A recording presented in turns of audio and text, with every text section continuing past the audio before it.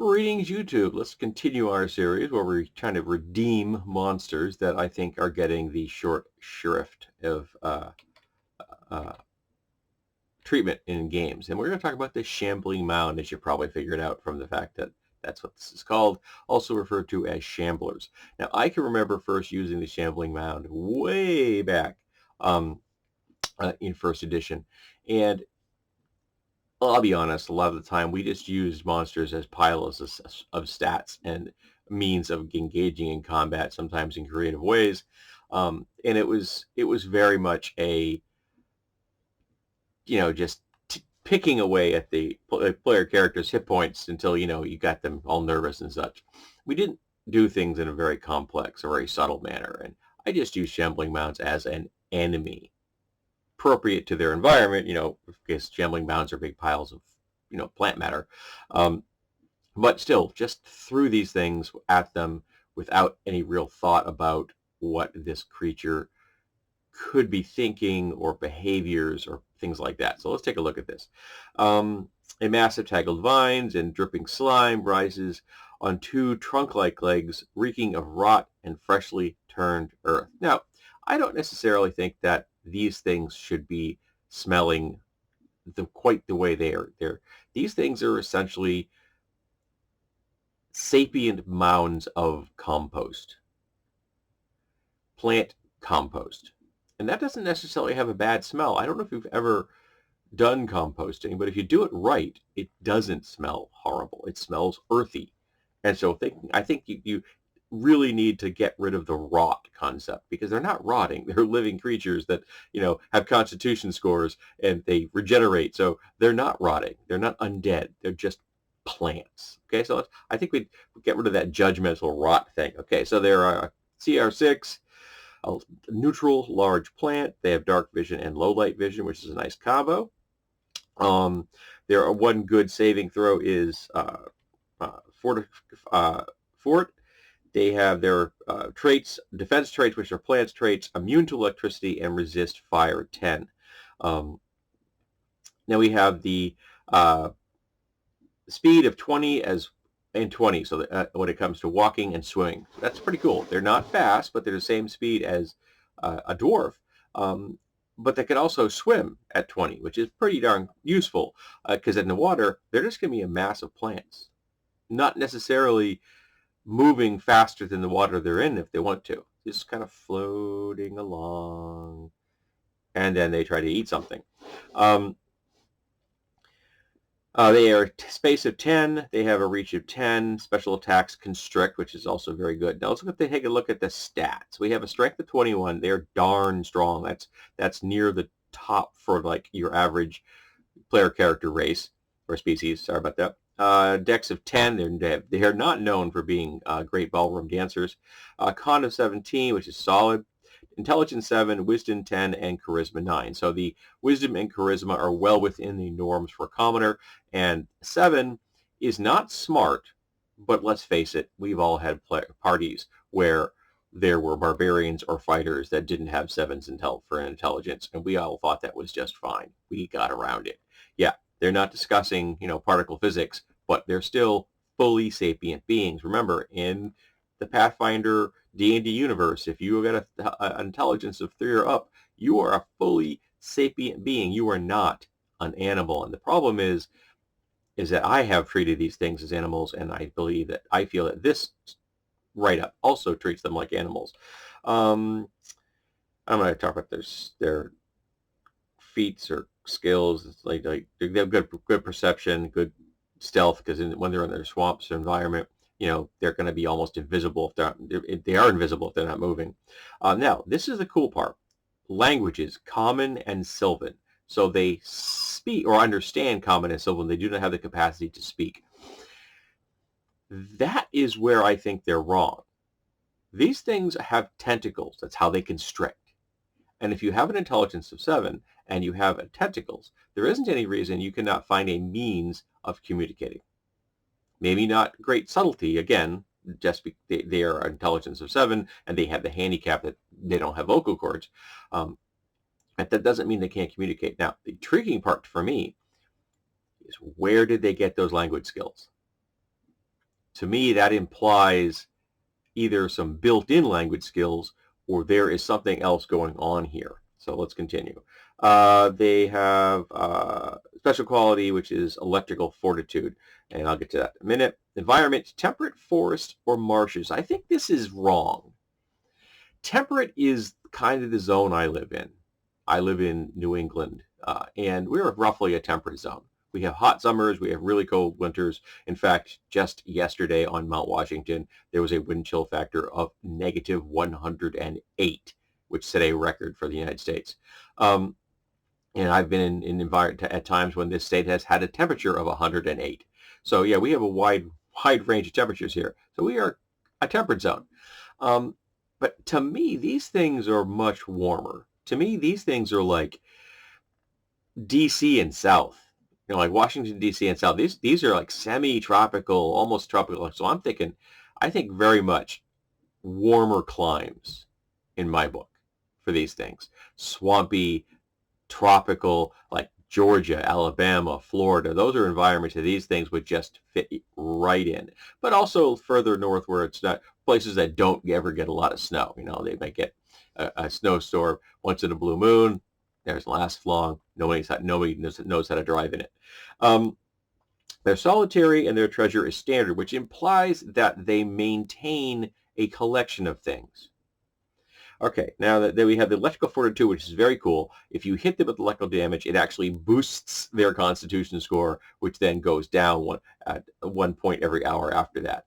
So what if they tie themselves into a relationship with something that produces electricity? And they have a constant boost. That'd be cool. And they're also smart enough to actually use a magic item that would do something like that because they have manipulative appendages, and they have intelligence. Okay, they are also shambling mounds, also called shamblers. I think I like shamblers better. Appear to be heaps of rotting vegetation. Again, I think that's judgmental. They are actually intelligent, carnivorous plants with fondness for elf flesh in particular. Okay, so here's one of the things. They talk about these things being carnivorous. The next passage at the top of the next column talks about the fact that they are omnivorous. Now, I could fully buy that a shambler is going to have a particularly alien view of the universe. All right, the absolutely alien view of the universe. But that doesn't imply that they're murderers.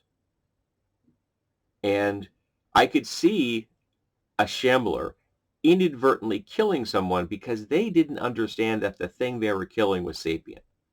But if they could be made to understand that the thing they're currently hunting, because they don't know the humanoid they're having a conversation with, or having an encounter with, rather, is sapient, they could kill. But if they could be made aware, they wouldn't. Why? They're neutral. Neutrality means that you understand and accept the existence of other beings on a moral level. You're fully willing to defend yourself, to kill, you will kill to defend your territory, but it doesn't mean that you're going to hunt other sapient beings for food. That doesn't mean they may not actually like the taste of elf flesh. There's nothing wrong with the fact that they may very well enjoy the taste of elf flesh, which may mean that you might find shamblers attracted to wars where elves are in it. They could just hang out where elves are, hoping that one dies without having to be murderers. Because murderers, to me, is evil. That's not an act of neutrality. That is an act of evil. You are intentionally killing something to consume it that is sapient. That's different from killing a frog, or grabbing a turtle or something. Those are animals. They aren't sapient. But you're hunting sapient beings, that's an act of evil. And these things aren't evil. They're 8-foot girth, stand between 6 and 9 feet tall, and they weigh about 3,800 pounds. That to me sounds a little on the heavy side, but that's just me. The Shamblers' mounds are strange creatures, more akin to animated animating tangles of creeping parasitic vines than single-rooted plants. Again, the whole parasite thing, that gives a very negative take. They are omnivorous, able to draw their sustenance from nearly anything, wrapping their creepers around living trees to draw forth the sap, sending rootlets into the soil to absorb raw nutrients or consuming flesh and bones from crushed prey. It talks about their being very stealthy. It talks um, about some of their behavior with like in electrical storms. Sometimes shamblers will gather in a group and they'll do these strange writhing dances that freak out people. It's very Lovecraftian, and no one knows why. Well, they've got intelligence of 7. Maybe they just do it because they like it. Maybe they just enjoy dancing in the electrical storms. That doesn't have to have any other reason. Why do people have raves? You found a way that the Shamblers have raves. They have raves under the storms. That's not an evil thing. It doesn't necessarily have to be disturbing. So how do I take this? So I've actually had a chance to think about this because it's been a week since I filmed the last one of these. And what if Shamblers are just existing? They're plants, so as long as they keep putting material into their bodies, they live forever. So they had a very long life. Maybe the gods have decreed they can understand Common and Sylvan. So there's two tactics we can go, two routes we can go here. One, they are formed when a sapient being dies in a certain environment and the corpse becomes infested with a particular plant type. And from that grows the Shambler. So that's where they get their language. They get their language from the corpse of the thing they've consumed. They are basically copying the mental patterns that were there, but in a new form. Hence, Swamp Thing. So we get a Swamp Thing vibe. Now that's one way to go. I don't particularly like it a whole lot, but I guess that would be one way to explain their intelligence. The other way is just that the gods decree it. You will understand. But they can't speak, so maybe the gods have cursed these things for a reason. Who knows? But you got Shamblers, and they're moving around, and when they encounter each other, because they're going to, they would probably exchange what we would view as DNA with each other, their essence. Maybe even you see two Shamblers and they just kind of come together and they literally fuse and they split apart, move back, and continue on their way. So they've exchanged body parts on a level that none of us can grasp when it comes to mating. And then at some point, if they feel the need or desire to procreate, they can. They produce some little seed pods or something. They pop these into an appropriate place in a swamp, and they leave. It's like they have the same kind of parental style as sea turtles. They drop them off. You're on your own. And so these things then come up into the world with a very alien mindset, free from any outside influence, the wild man of the forest, if you will. So I think these things could be very cool. Now, there's no reason that from the right environment, these things could not be recruited to be a member of of an adventuring group as an NPC. They have a Sylvan intelligence. They would be easily be traded with. They understand the value of something, though what they consider valuable could very well be very odd. So the treasures they keep could be things that others may not like. For example, I could see these things being fascinated with coral. Just absolutely find it fascinating. That isn't necessarily something, the piece of treasure type that other people would be attracted to, but these things are attracted to it because they understand it on a level that no one else ever is going to. They would make excellent scouts, excellent informants, just picking up data in a way that no one else is going to be able to because people completely ignore them. Think about these things working their way into an enemy camp, and nobody would see them until it's too late. So recruiting a Shambler, or even multiple Shamblers, to do an assault in the right environment would give you a massive edge. So I think that we really need to treat these things as sapient beings and not just mounds of rotting flesh to throw at player characters and say, ooh, they eat elves. I think that's very tacky. And I've gone on long enough about Shamblers now. But again, they're intelligent, they're neutral, they're not murderers. Doesn't mean they don't like elf flesh, okay? But doesn't mean they'll hunt them either. They would take advantage of the fact that there's a dead elf near them and just consume it.